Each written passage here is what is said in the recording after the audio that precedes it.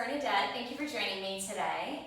Today I wanted to unpack a really common posture found in yoga and also give you some tips about how to not only maximize this posture, but how to get the effect of some cues that you may hear your yoga teacher saying throughout while you practice it. So we're going to talk about bhujangasana today. And bhujangasana, I'll show you in a moment, but it's when we're on our bellies. It's a prone posture, and we lift our chest and engage the muscles around our spine. It's an amazing, amazing posture for strengthening the back and maintaining great posture and just the general health of our back, and in particular our low back. And just in my own experience, all the really, really good yoga teachers I've ever had have expressed that if we could only ever do one back bend in our whole lives, we would want it to be bhujangasana. So super important posture.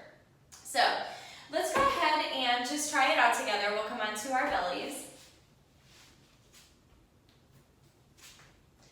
So come onto your belly and rest your forehead down. And so for general setup here, you just want your feet to be straight back from your hips, so you're kind of in anatomical neutral. There's a couple different there's honestly all kinds of different hand positions that you can use for bhujangasana, but just for the purposes of today, we're gonna just try two. So start with bringing your hands by your low ribs, kind of underneath your shoulders, but a little bit closer down by your ribs, and bring your forehead to the ground. So as we inhale, we're gonna pull back on the hands and lift the front of the chest forward and up. Once you're here, you should feel all the muscles all the way down your spine engaged. And then we'll exhale and lower down. We're just gonna warm it up, and then I'll give you some tips. And then one more time, we'll inhale and lift our chest and come on up. And exhale, we'll relax down. So one of the really common things that you might hear yoga teachers saying is not to press into your hands when we're in this posture. And the reason why that's important is because we want to make sure we're engaging all the muscles around our spine rather than just using the strength of our arms to press us up, right? So you can feel it in your arms. And let's actually try this together. So come back down and go ahead and take an inhale and press with your arms. And you can feel your triceps engaged and stuff like that. And then go ahead and lower back down. And then just to try it out, take your hands behind your back so that we can't even use our hands and our arms. So rest your hands on your low back, and then we'll come back up one more time, just so that you can feel the muscles of your spine engaging. So go ahead and inhale and lift your head, chest, and shoulders a couple inches off the ground if you can. Stay there for a moment and breathe, and now you should be able to feel all these muscles engaging, right? So this is how it should feel when we're not using our hands to press us up. So go ahead and lower down and just relax. Okay, so that's how it should feel when you're doing bhujangasana. Hopefully you felt those muscles around your spine engaging. And then I want to give you guys one more tip. So let's go ahead and try just a different hand position. And this can be done, this next tip I'm going to give you can be done whether you just have your palms to the floor or your hands and your elbows. So we're going to bring our elbows down for now. So what I'm going to have you do is traction back with your hands as you come up into bhujangasana. So go ahead on your next inhale, traction back with your hands as you lift the front of the chest forward and up. And then as you exhale, relax down. So if that's confusing at all, we're just going to try it without actually coming into the posture. So go ahead and leave your hands where they are, and you can leave your forehead down. And on your next inhale, just pull back on the hands and feel as if you're pulling back on your hands and arms and reaching your body forward. So as if you could pull your body forward. And the way that I like to think about it that makes it like really easy for me to understand in my head is if I was on a slip and slide and I wanted to move forward, I'm gonna traction with my hands to like shoot my body forward down the slip and slide, right? So it's kind of similar to that. So go ahead and try it one more time. So just exhale and relax. And then as you inhale, don't even lift your chest, just pull back on the hands. And what you hopefully should feel is that your body actually is moving forward a little bit as your hands and your arms drop back.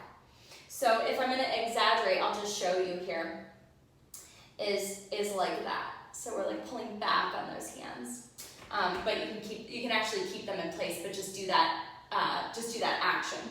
So, okay, so we're pulling back on the hands. And what this helps with as well, when we come up into the posture, is so that we can lift the front of our chest actually forward and up and get a nice, long, lengthy back bend. So we're not actually just pressing up and kind of dumping into our low back.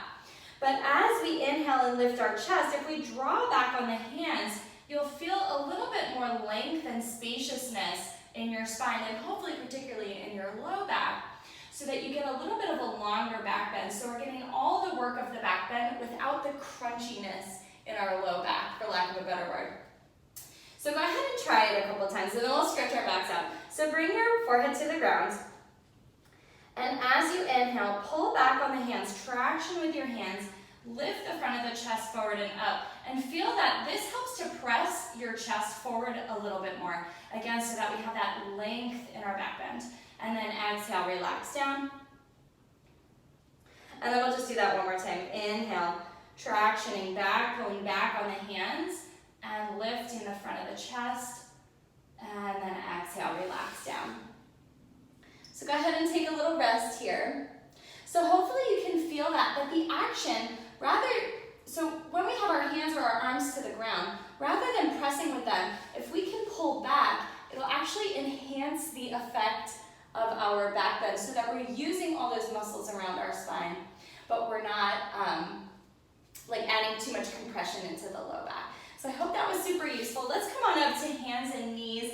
I just couldn't possibly let you go without a little bit of a counter pose. So let's just go ahead and do 3 rounds of cobra to stretch out our backs. So come to tabletop and stack your joints. And as you inhale, draw back on the hands and lift your chest. And this is actually kind of that same action, is that we're pulling back on the hands so that we can lift the front of the chest forward and up. And then as you exhale, engage the belly muscles in, bend your elbows, and shift your hips back towards your heels. Forehead comes down. And let's do 2 more like that. Inhale, leading with the front of the chest. Come on up through your tabletop position.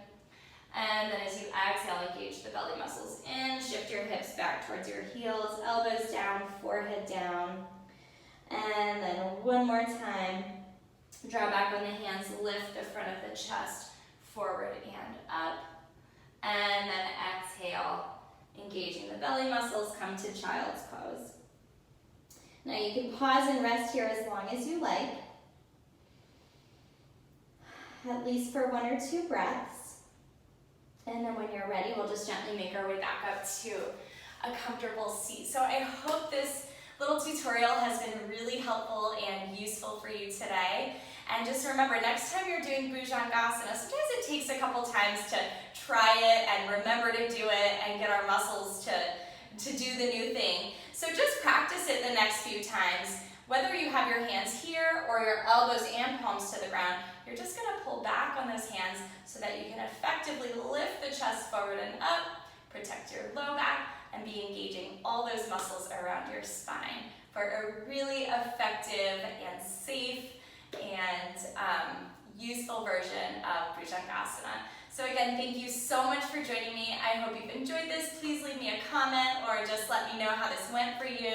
Hopefully you had a little bit of an aha moment and this helps you to refine your yoga practice.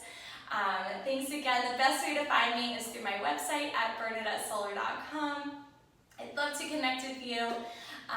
So I wish you a wonderful day and I will see you next time.